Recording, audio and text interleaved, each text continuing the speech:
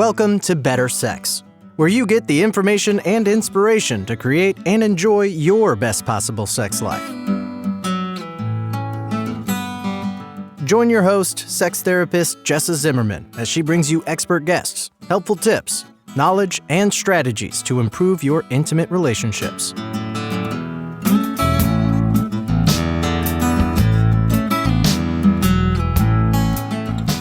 And now, your host, Jessa Zimmerman.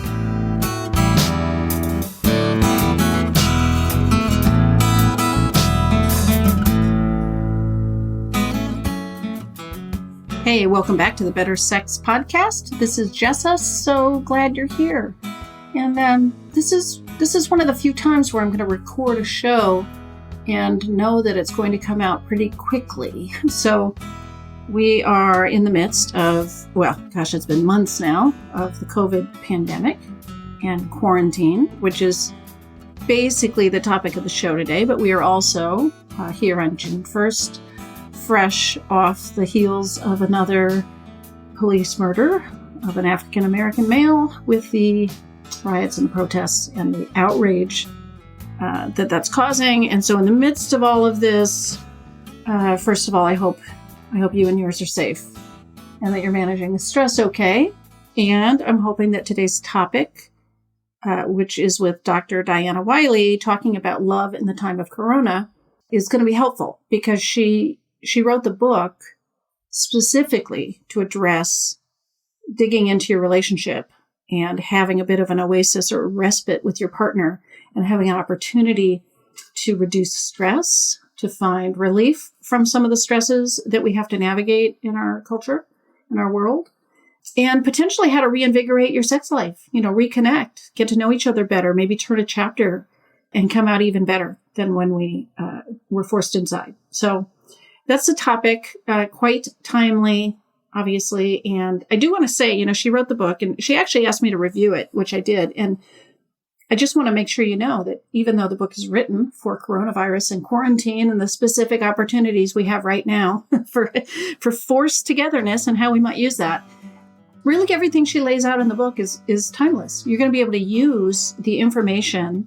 and specifically the techniques and exercises that she has put together, whether we're quarantined or not. So that's part of why I was so excited to talk to her, because I really think everything's relevant, whether we're in the midst of stresses or not. So anyway, I hope you get a lot out of the show and that it's helpful.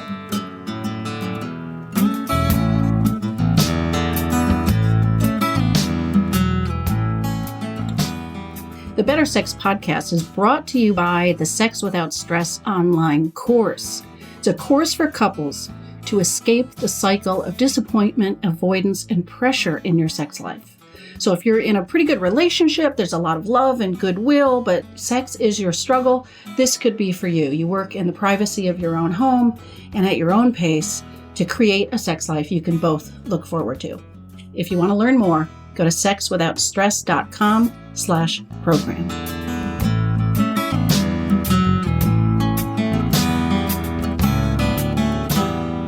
So Diana, thanks so much for being on the show.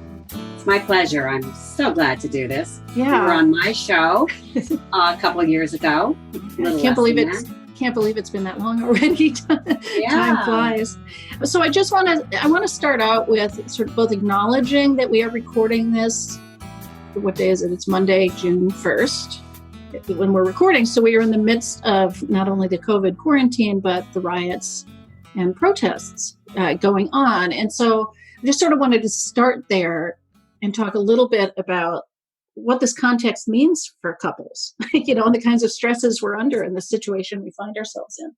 Yeah, the recent protests and the peaceful ones, of course, I support completely, as do most people. It's the violent ones that are not good. But this adds another layer of stress, of course, for couples. We've got COVID and being quarantined, just kind of forced togetherness. Mm-hmm.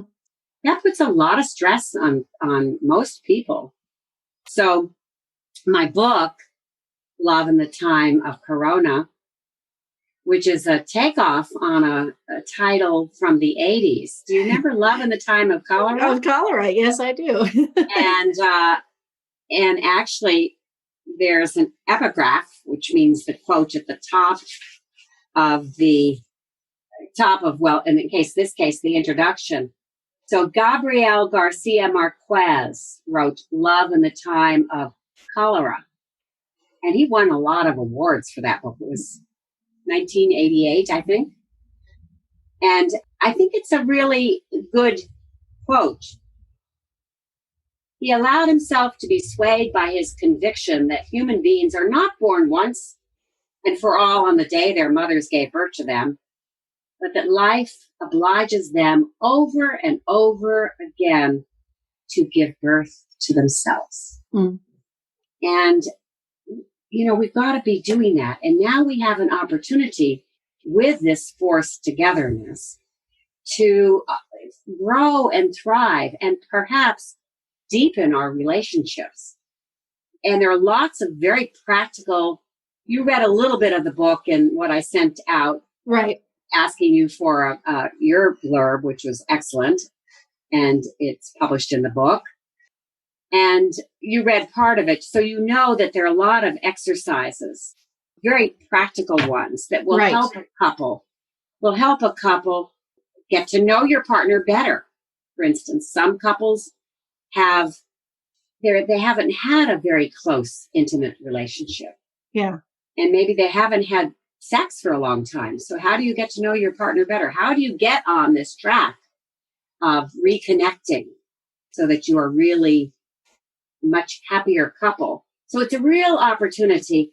And of course, we have benefits that include reduced stress. There are a lot of studies that show that sex and then having orgasms, but even just touching, there are touch receptors in our skin. And so that helps us calm down, just touching, massaging. Because when you stimulate the pressure points, pressure receptors in the skin, you lower the stress hormones, the cortisol, the adrenaline. Okay, so touch is almost, it's a little bit of an antidote to some of this increased stress that we are under with everything going on, politically, psychologically, the stresses of COVID and quarantine. And, I know people, they have all kinds of different worries and impacts from this, right? Some people have lost loved ones or they've lost jobs and, the stresses could be tremendous. But even without that, couples are under stress, like at home, full time, not commuting, not getting to go to work. Like you said, this forced togetherness, while an opportunity also creates a little bit of stress, right? Yes, it does. And so there are lots of suggestions in the book for how couples can begin to feel closer together and close and recommit and reimagine their relationship. Do you believe is the book and these ideas, is it relevant to sort of all couples? Because I know in my own practice, right, some people are navigating this okay. Some people are actually getting along better than ever because they're cutting themselves some slack and they're really saying, hey, we're like teammates in this. And then other people are really struggling in their relationship. Like maybe they were on the verge of breaking up or they are now, right? And they're still living in the same home. Like, do you think there's still potential and opportunity for all couples, no matter the degree of their struggle? Or are you really talking about people that, have a pretty good relationship already? More of the latter. Okay. But because it's all about attitude, isn't it? Yeah. And as you know, because I'm sure you use it, in fact, we used to be in the same consultation group. So I remember. Yes. So CBT, cognitive behavioral therapy, the behavioral part is you consistently do positive behaviors, baby steps, and then ultimately the attitude changes. Right. So the couple has to be, if they're really on the verge of breaking up, they have to have a discussion and say, are we worth salvaging? Mm. And can we take advantage of this time? And there may be too much broken about their relationship. But what have you discovered in talking to your couples who really are on the verge of breaking up? Well, I mean, I guess the main thing, and I think this applies with the information in your book too, is as long as we're housebound together, if we have to survive this because we're in quarantine, even if our relationship is that broken, we still have reason to treat each other and ourselves as well as we can to make, to get through this, basically. That's right. Right. There's still a benefit to paying attention, I think, to an opportunity, even if it's just about let's keep this as calm and as friendly as we can, because it's not going to be helpful if we're, screaming at each other or fighting or no, it just we don't need to increase the tension, Increase, yeah. And we want to, and the research shows that having sexual relations and especially with orgasm, although I talk a lot about not having a goal of orgasm. Right, exactly. but you do get certainly a lot more oxytocin, and touch is produced. Touch produces oxytocin for sure. Yeah. It's a positive feedback loop because the more we're touched, the more we want to be touched. Yeah. And so, we want to reduce the tension. Some people are under so much tension, and now with the most recent developments, it's even increased more. Going back to touch, I like to ask couples to take a closer look at how they're spending time together when you aren't having sex, which is what you're talking about. Right. In a way. And, I don't know. I ask them, does sitting in front of the TV make you feel more excited about your partner? Probably not. Right. So I talk in the book a lot about being intentional, including touch. Be intentional about connecting. Yeah. So they've got to have this discussion first. Do we want to just get along better, or do we want to try to reignite our sexual life? Well, they might be inspired by reading Love in the Time of Corona, to take the baby steps, and in the chapter about touch, there's all kinds of caressing exercises. You and I know them as sensate focus exercises, where the first couple of stages, maybe even into the third, PIV sex, penis and vagina, penetrative sex, is not even on the menu. Right. So I guess what I'm hearing is that, okay, so there's opportunity to improve our relationship, our sexual relationship, our sense of connection with our partner. We might as well use the opportunity because we have this forced togetherness, and there's actual other benefits to doing this, right? It's going to reduce our stress level. It's good for our health, and right. I mean, there are some proven health benefits to sex and orgasm, right? Absolutely. Lots of them. Yeah. And some people wonder, well, will I lower my stress if I can just masturbate? Yes. And you can also do some self-massaging, touching your neck, touching your shoulders. And that's very important for people living alone, and who feel touch deprived. Yeah.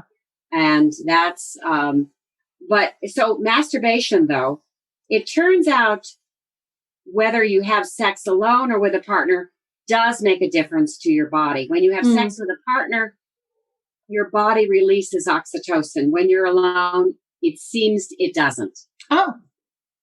When you're masturbating. It's still good. It's the release. Right. But at least this was one study. They're measuring oxytocin. But, of course, oxytocin helps us feel more bonded to the person we're with, and it can act as a natural sedative and increase empathy. Oxytocin is a good thing. Yeah. Yes, it is. It's been called the cuddle chemical. And as I said before, the more we're touched, the more we want to be touched. I just want to say, though, that having intercourse is also associated with better erectile functioning. These are the health benefits, right? Okay. They're all kind of use it or lose it things. Less body fat, reduced blood pressure, and because, of course, blood pressure spikes in reaction to stress. Ah. So there are lots and lots, and heart benefits, huge heart benefits. Yeah. A study was done in, I think it was 1999. It's a classic study. It was done in Wales, looking at men who had sex once a week as opposed to once or twice a month. And they followed these men for 10 years. Sex meaning intercourse. Okay. Don't you try to get your clients to use the word intercourse? Well, yeah, right. Because sex can be so many different things, right? I'm constantly trying to get them to enlarge their understanding of what sex is. Right. Me too. What it is or could be. Yes. Yes, me too. So when you have sexual relations, and it's very good cardiovascular exercise, so that's good for the heart. Right. Plus, you feel closer to someone. So these men who had sex twice a week were less likely to develop heart disease. Twice a week. Wow. And then there was quite a few years ago, the country of Brazil was having a lot of hypertension. And the minister said, I want you citizens of Brazil to have sex twice a week. Go out and have sex, huh? lower your blood pressure. Well, there is, and going back, I was talked about better erectile functioning. Yeah. You're familiar with erections are good for erections because you get the blood flow and the nitric oxide. Right. And so erections are good for erections. Having intercourse is good for the vagina. Right. Its health and the vaginal walls. Yeah. They're going to be much more supple. Right. If you're having regular intercourse. So for women that are not having intercourse, I suggest a dildo, even one that vibrates, and put that in the vagina. Mm-hmm. And do your Kegels, I think it's pronounced both ways, on the dildo. Yeah. Contract onto it. That will help if you don't have a partner. Right. Lots of health benefits to sex. Yeah. And I just want to say one more thing. Yeah. About the health benefits. Brian, my husband, and I, we love to say about sex, it's fun, it's free, and it's the fountain of youth. Yeah. We're both in our 70s. We have a robust sex life. I can tell you that we both feel so much more alive when we're having sex. And it's like you feel younger again, and you can move around, and you feel all these good things. What do you say to people? And maybe you address this in the book too, but under stress, sometimes people lose touch with their libido, right? Like they can't get out of their head. They're consumed with worry and anxiety. It's like it can fall down the priority list. Like I know some people's libido under stress goes up, and it's a stress reliever, but for some people it really is, wow, there are other things to think about right now than sex. So how do you counsel couples who are, at least one of them is having that experience in this quarantine, situation? How do they start to prioritize this and make it happen and put some energy there? Yes. And I'm really glad you brought that up, Jessa, because it's very common in your practice and in mine. Right. So chapter 2 in Love in the Time of Corona is plan your date night at home. Before COVID, we were always suggesting to couples that they plan a date night. I used to say at least once every 2 weeks, but now I think it's worthwhile to say once a week. So you plan your date night, and then a lot of couples are a little concerned, it's going to take the spontaneity out of it. Right. And, that's built on Hollywood myth, where you see two people falling into each other's arms and there's all this immediate passion, right? But you think about it, you plan something, and we used to plan a night out on the town, and we will again. Yeah, eventually. Yes. And within that plan, we can have a lot of fun within that plan. But I'm saying get sex on the calendar, to get the two partners to put down, this is going to be our night. Now, if you have children at home, it's a little more complicated, but still doable. If they're very small children, this isn't going to work as well, unless not these days. Right. I mean, I guess you can have your date night start once they've gone to bed or something like that. Oh, you can right? do that. And I say that in the book. But put the date on the calendar. The one with a lower desire may feel some relief that her partner isn't nagging her all the time for sex, because we know it's going to be Saturday night. So she feels some relief that he isn't nagging her. And then she can get herself ready. Maybe she reads a romance novel. Maybe she spends a little time with masturbation and a sex toy, kind of getting herself juiced up. Yeah. To use the non-medical term. She can anticipate it. But I think the couple needs to have clear intentions. We want for this evening to be sexual. It may or may not include intercourse, but to be sexual. And I suggest that couples always start with a massage. Don't we have better sex when we're relaxed? Yes. Yeah. Yeah. So to start with a massage and to talk about what each of you wants in this date night that you have together, what each of you wants. Not only about sexual wants, but general wants and desires. I think starting by cooking a meal together is such a good idea.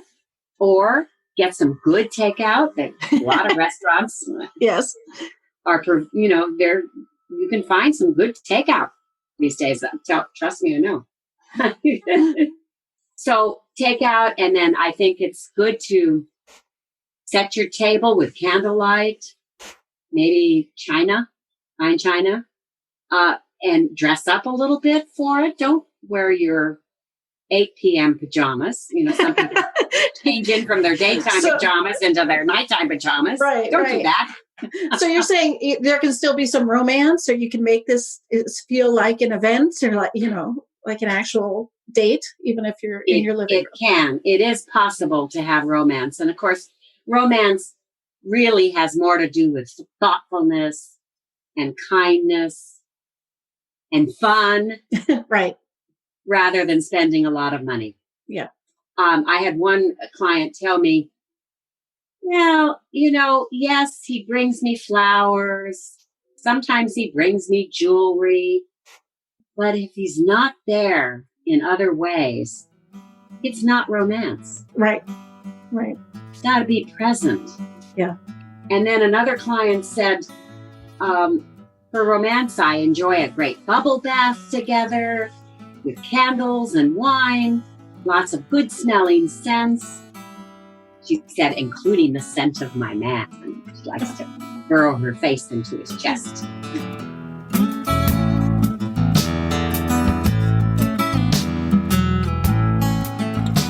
It's Jessa here, just taking a quick break. Thanks for listening. Are you interested in being a guest on the show? I'm always looking for people with expertise to share that could enrich other people's sex lives. And I'm also interested in hearing from people who have transformed their own intimate relationship and would want to share their story with my listeners. So if you've got something to contribute to the discussion and want to see about being featured on an upcoming episode, please visit our website, bettersexpodcast.com, and check out the Be a Guest details. You'll find everything you need there.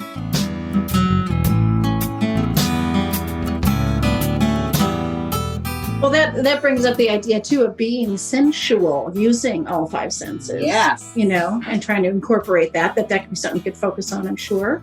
We do. Being sensual is really, really important. Think about all of the senses. And our smell is a very primitive sense. Right. I think it's at the base of our brain. That's why smelling something might evoke a memory from some time long ago. Yeah. Yeah. So I had a couple years ago, and she could not stand the smell of her husband. And that was pretty much a deal breaker. Yeah, you can't counsel people out of that. No. And, No. you know, and I think oral sex is a great addition to the repertoire if they're not doing it already. And of course, when we talk about cunnilingus, that's the oral sex. I'm telling the listeners in case. Right. Oral sex on a woman, or fellatio, oral sex on a man. You got to get right down in there. Yes, you do. If you're the giver. So that brings us to hygiene. So important. Take a shower together or take a bath. Right. If you have enough space. But taking a shower together can be great foreplay, and it gets you clean. Wash each other's genitals. But before you do that, wash the back and all the soap, and use the soap and the water as kind of a lubricant in a way. Yeah. So I'm picturing, I mean, I guess the way I'm thinking about this is there are couples who have been sexual and now have an opportunity to make sure it stays a priority. Maybe it's a little bit more stressful. They just have to put their mind to this and prioritize it and make the date nights and stuff. But then we also have couples who are now forced togetherness, who maybe have drifted away from being sexual. I mean, I certainly see lots of people like this in my practice. Yes. They haven't been sexual very much. It hasn't been just fun, you know, and free in the fountain of youth. It's been kind of stressful. It's created anxiety. There's distance between them. And they, you know, they too have an opportunity to do something about that now. How, you know, what did you put in the book, and what are your ideas about how do people start to approach sex now if it's not been, you know, part of their life recently? Well, other than scheduling a date night, which is very intentional, right? Mm-hmm. I think that we need to jumpstart the sex life. They need to first, of course, talk about it. What do we want for our relationship? If they have a therapist like you, or they have a therapist like me, that can help them be more clear. Yeah. And about what they want. But they can start with some of the basics. This helps them be a more confident lover too, because sometimes the confidence goes away when they haven't had sex. Right. So I say become a master of kissing. When a relationship starts to go sour, I know you've experienced this, that couples usually stop kissing on the lips. Yeah. Long before they stop having intercourse. Right. But they might just go to intercourse and have a quickie, and it's not, I mean, typically the guy might have an ejaculation and orgasm, but a lot of times the woman doesn't. Mm-hmm. And they haven't, because she usually needs 20 minutes at least of foreplay and touching for her to be able to release an orgasm. Mm-hmm. And so I say, kiss more, become a master at it. I think for some women, makeout sessions are really hot for them. Maybe even appeal more than intercourse. Yeah. To have a makeout session.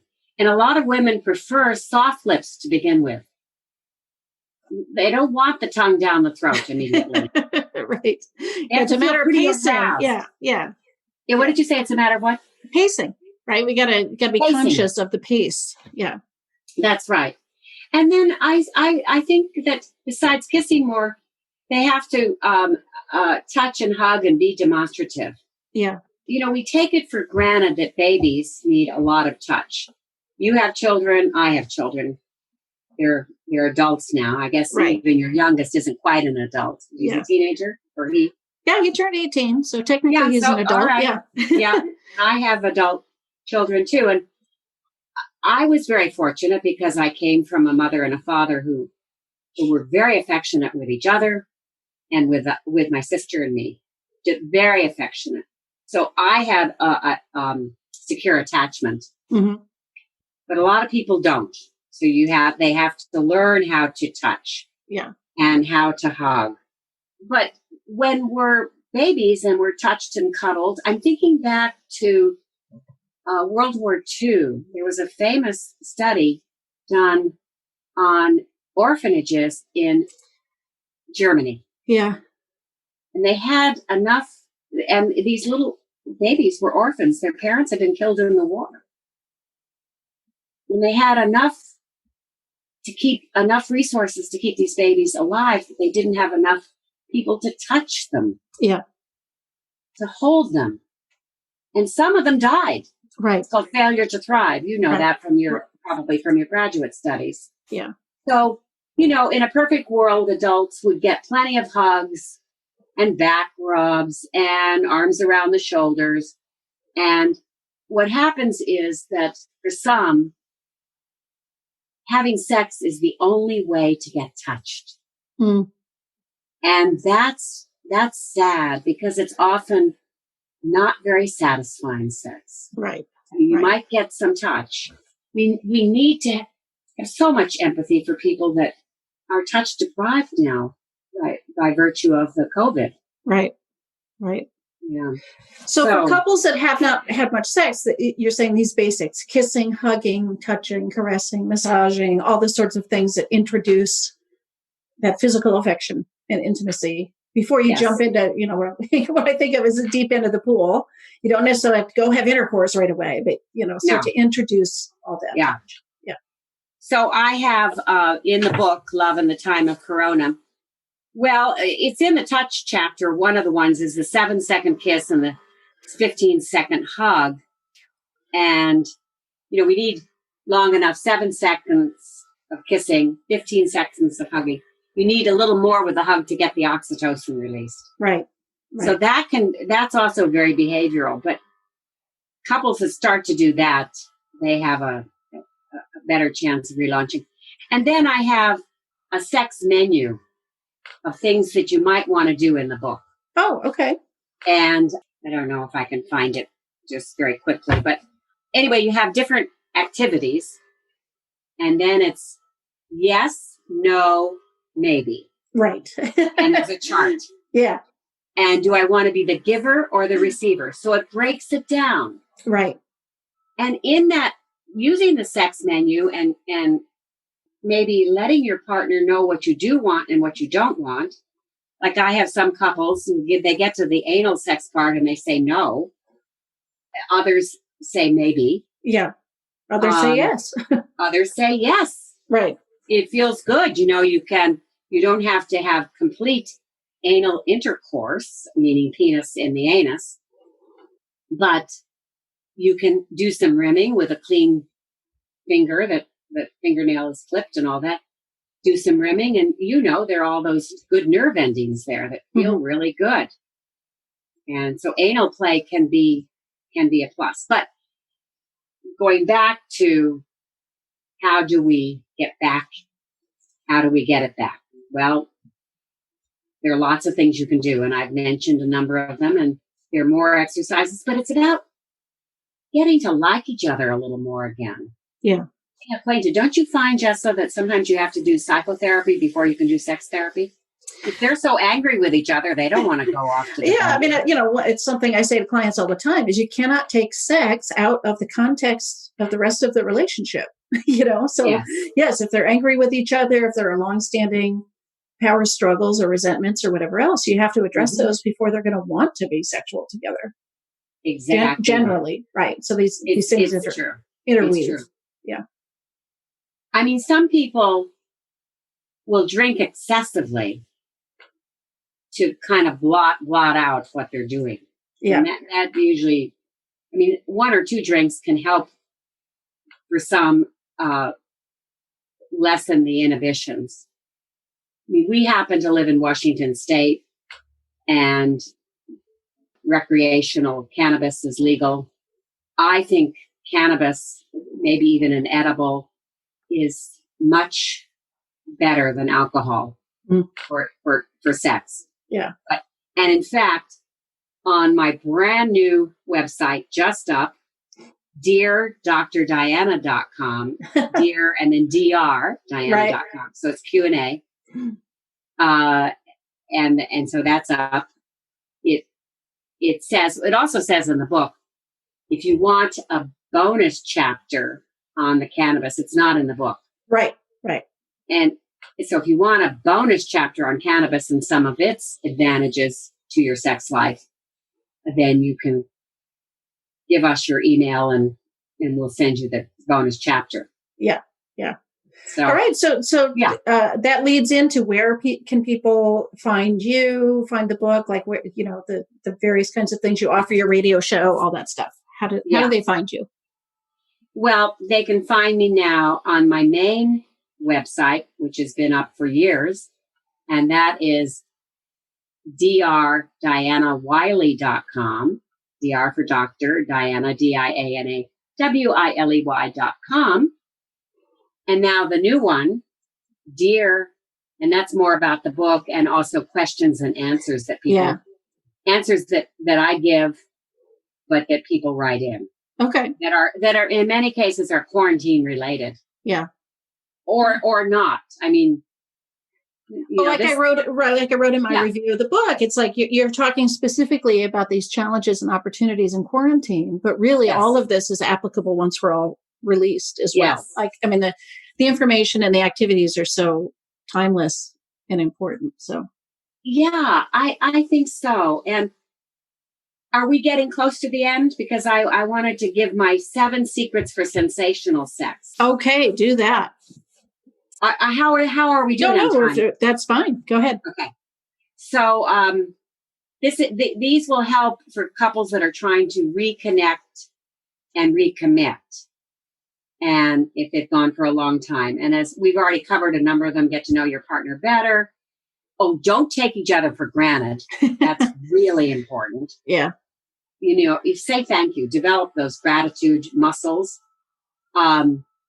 Okay, 7 seconds for sensational sex. Take care of yourself first. If something's uncomfortable and you're having sexual activity, say so. Change the position. Take care of yourself. You'll have much better sex. You take care of yourself first. And it takes the guess work out for your partner. Yeah. And then respect boundaries. Don't we talk a lot about boundaries in our Absolutely. In our work? Yes. Yeah.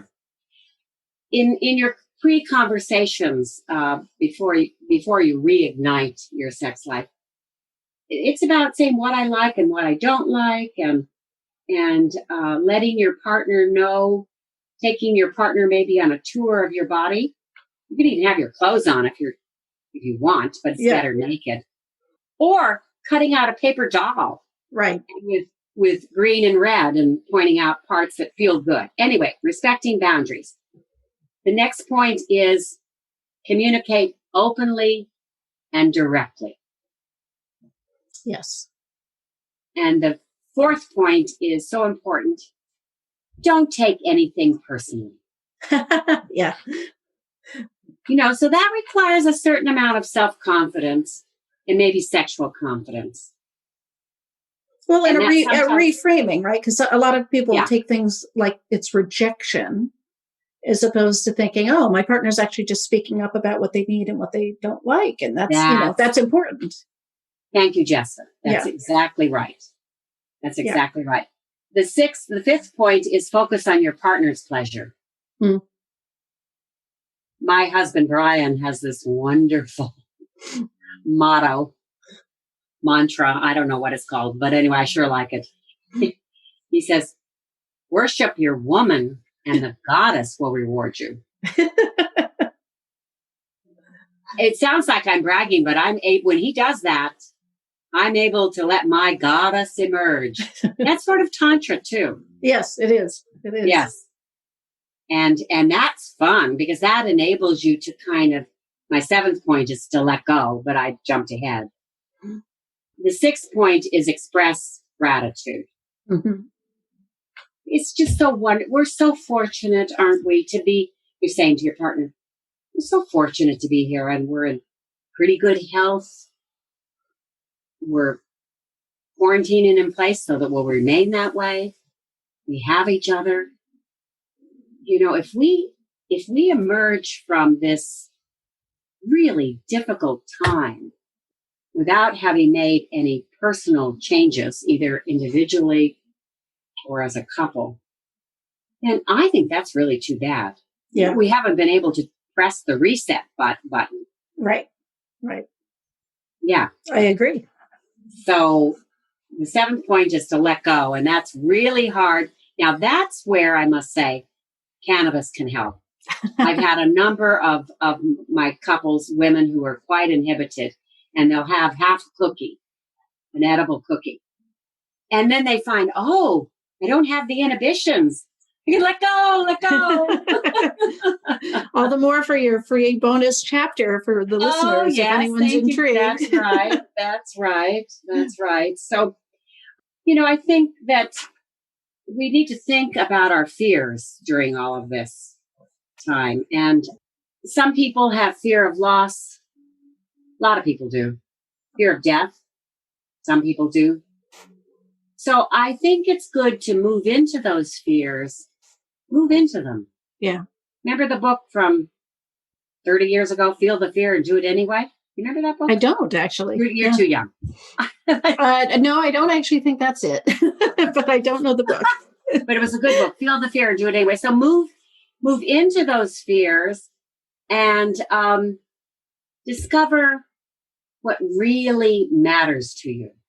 What really matters. And ask yourself, becomes a little existential, but that's good. What am I losing? What am I losing is another way of asking, what makes my life worth living? Another way I say that is to be in the moment and to say, carpe diem, damn it. It's another way of saying we've got this opportunity, right? We should take advantage of it when we've got it. Yeah. And so going to you asked me about content, so I digressed, of course, because I do that. But so DrDianaWiley.com and then Dear Diana, DrDrDiana.com is another way. And going to Amazon. And there's a Kindle version of the book and a paperback version of the book. Okay. And, of course I'm biased, but I think it's a great investment. It's a great investment. And I have a lot of my personal clients, some I've been seeing for quite a while. They said, oh, why didn't you write this sooner? Because, we've been doing a lot of the exercises as part of their homework. Right. But this has it all in one place, and it's very organized, and it has lots of interactive kinds of suggestions. Yeah. Yeah. And again, perfect for quarantine and beyond. I just want to make that point. So. And I'm glad you're making that point strongly because, we will be out of this eventually. Right. And I think that this book, Love in the Time of Corona, will really be a very good kind of guide. Yeah. Well, thank you so much for taking the time to be on the show, and I wish you best of luck with the book. Thank you, Jessa, and thank you. And thank you for having me on your podcast. You are so welcome. And, we got to have more love in this time of Corona. More love.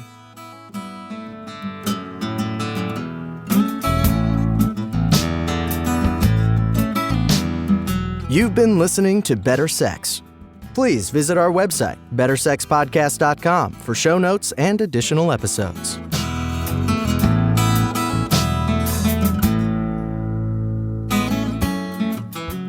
And that's a wrap for today. I really hope you enjoyed the episode.